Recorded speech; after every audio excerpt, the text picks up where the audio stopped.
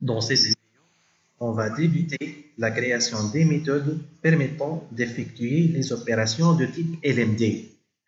Donc, il s'agit des méthodes pour permettre à l'utilisateur d'insérer, de modifier, de supprimer ou de sélectionner un ensemble de données.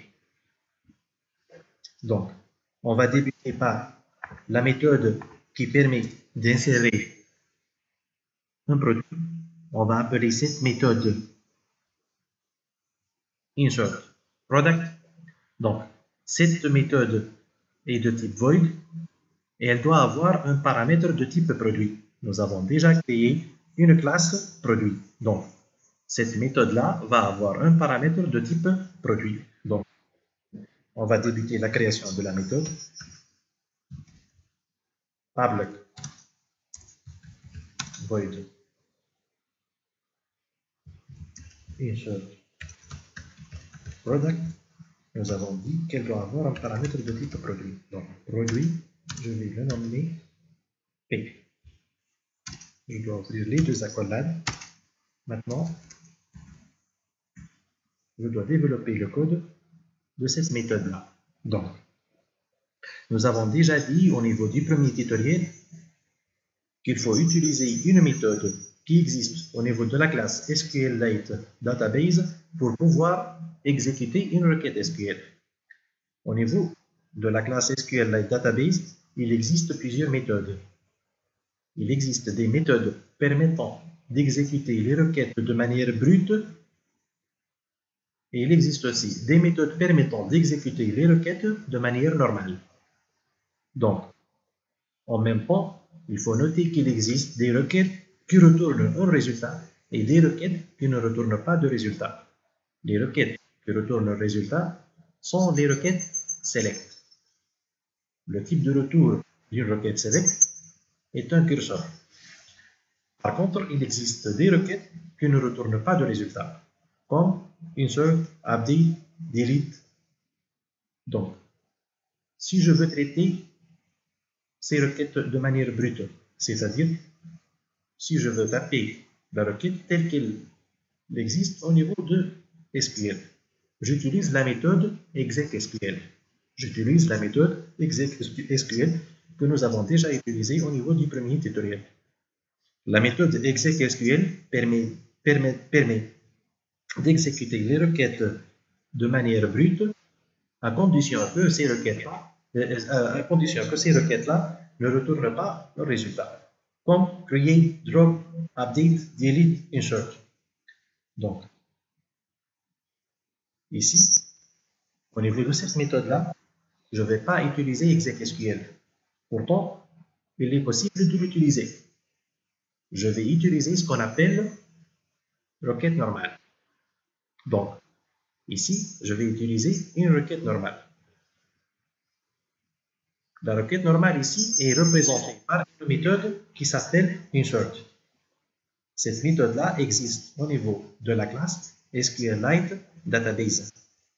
Donc, la méthode insert permet d'avoir trois paramètres. Le premier paramètre, c'est la table au niveau de laquelle on va effectuer l'opération d'insertion. La deuxième colonne, le deuxième paramètre, il représente le null column hack, il prend généralement nul. Et le troisième paramètre est le content values. Ce content values sert à insérer les occurrences que nous voulons mettre ou ajouter au niveau de notre table produit. Donc, maintenant, on va passer au développement. Donc, la première chose à faire est de créer une variable de type SQLite Database. Donc, SQLite Database, voilà. Je vais la nommer DB est égal.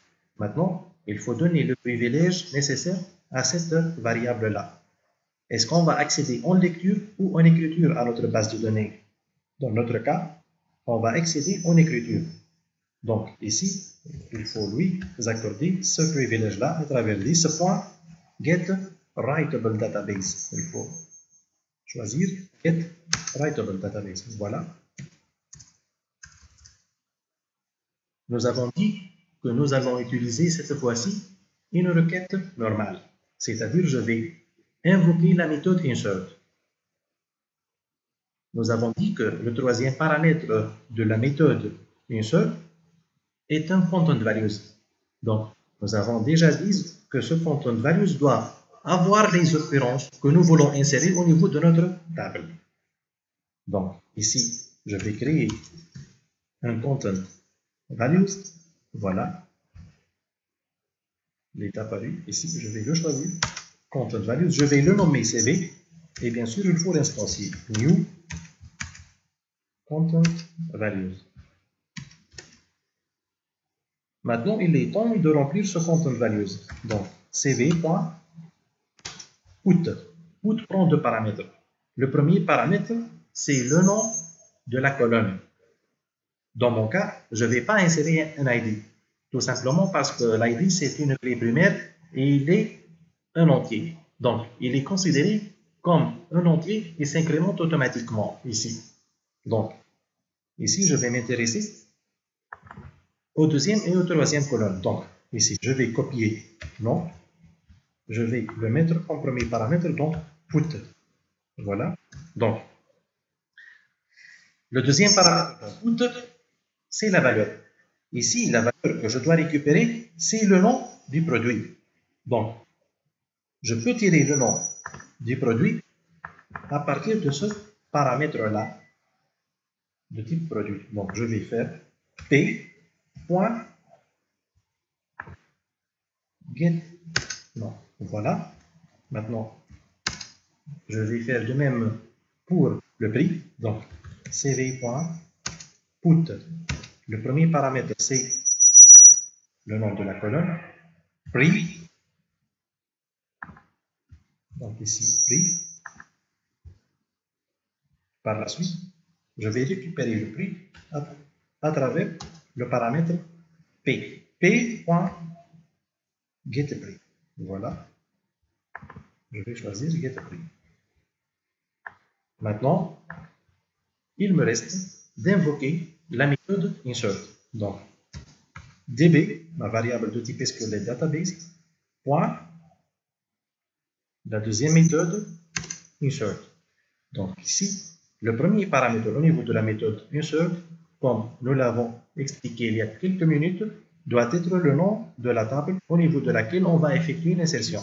C'est la table produit. Donc je vais faire un copier-coller. Je vais faire un copier-coller du nom de ma table pour s'assurer qu'il n'y aura pas d'erreur au niveau de la saisie. Donc ici, produit. Le deuxième paramètre maintenant, c'est le nul column hack. Nous avons dit que ce paramètre-là prend généralement nul. Donc, je vais taper nul. Il me reste le troisième paramètre, c'est le content value. Donc, CV. Il faut faire point virgule maintenant. Il nous reste une dernière instruction. Ce n'est pas obligatoire, mais de préférence, il vaut mieux la mettre. Elle permet de fermer la connexion. C'est db.close. De préférence, il faut la faire pour un bit de protection. Donc, voilà. Nous avons maintenant terminé le code de la méthode qui permet d'insérer un produit.